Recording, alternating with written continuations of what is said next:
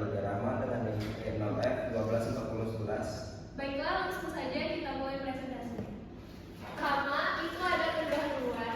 Jadi sistem syaraf adalah sistem koordinasi yang mengirimkan info saraf ke sistem syaraf pusat dan memberi tanggapan rangsangan. Sistem syaraf merupakan salah satu bagian terkecil dari organ dalam tubuh, namun merupakan bagian yang paling kompleks. Sistem syaraf secara umum terbagi menjadi dua. Yang pertama itu ada sistem syaraf pusat atau SSP yang terdiri dari otak dan sumsum tulang belakang.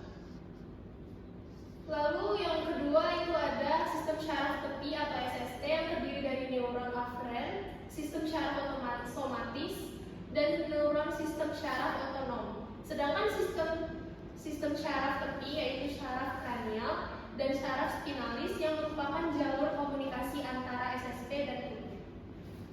Selanjutnya, rumusan masalah. Apa definisi dari sistem syaraf? Bagaimana pembagian sistem syaraf dan kelainan pada sistem syaraf? Dan apa saja faktor-faktor penyebab kelainan pada sistem syaraf? Yang pertama itu definisi sistem syaraf yang akan dijelaskan oleh Therapy Zakia.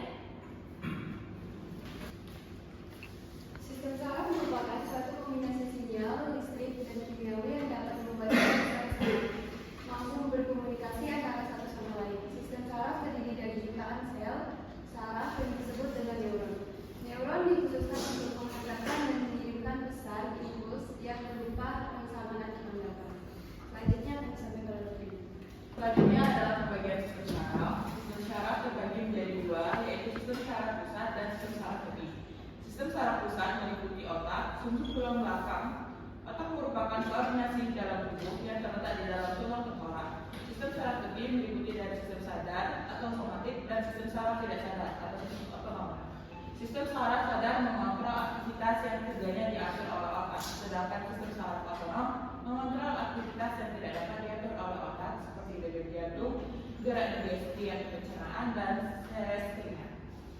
Selanjutnya, kalau yang pasti ulang dari. Selanjutnya ada kelainan pada sistem saraf. Terganggunya sistem saraf pusat dapat menyebabkan terganggunya fungsi seluruh tubuh atau sebagian fungsi tubuh, seperti sulit bergerak, bernafas, serta gangguan fungsi organ tubuh bagian dalam seperti jantung dan paru-paru. Salah satu di antaranya adalah kelumpuhan.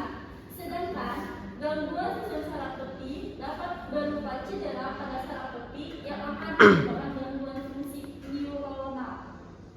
Baik, selanjutnya akan disampaikan oleh Petra. Cedera saraf tepi dapat diakibatkan oleh hal-hal berikut: 1. Trauma tubuh yang dapat menyebabkan iskemi. 2. Trauma tajam yang dapat menyebabkan laserasi saraf tepi baik parsial maupun komplit. 3. Trauma traksi atau tarikan akibat keregangan yang melebihi batas maksimal. Selanjutnya akan disampaikan oleh Gilang. Saya akan menyampaikan tentang faktor-faktor penyebab kelainan sistem saraf. Faktor kelainan pada saraf pusat dapat merupakan gangguan pada aliran darah, penyakit pada pembuluh darah otak, dan gangguan pembuluh darah lainnya. Tergantung sistem saraf pusat dapat menyebabkan terganggu seluruh atau sebagian fungsi tubuh. Faktor kelainan pada saraf tepi yaitu faktor cedera pada otak. Dan selanjutnya akan disampaikan oleh Farel. Sistem saraf terbagi dua menjadi bagian utama, yaitu sistem saraf pusat SSP yang terdiri dari otak dan sumsum tulang belakang, serta sistem saraf tepi SST yang menghubungkan SSP dengan seluruh tubuh. Sistem saraf berperan penting dalam mengkoordinasikan aktivitas tubuh, mengirimkan impuls, serta merespon rangsangan dari lingkungan.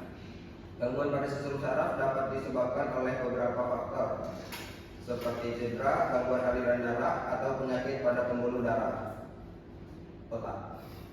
Baiklah, sekian dari kelompok 3. Apabila ada kesalahan kami mohon maaf. Sekian, terima kasih. Wassalamualaikum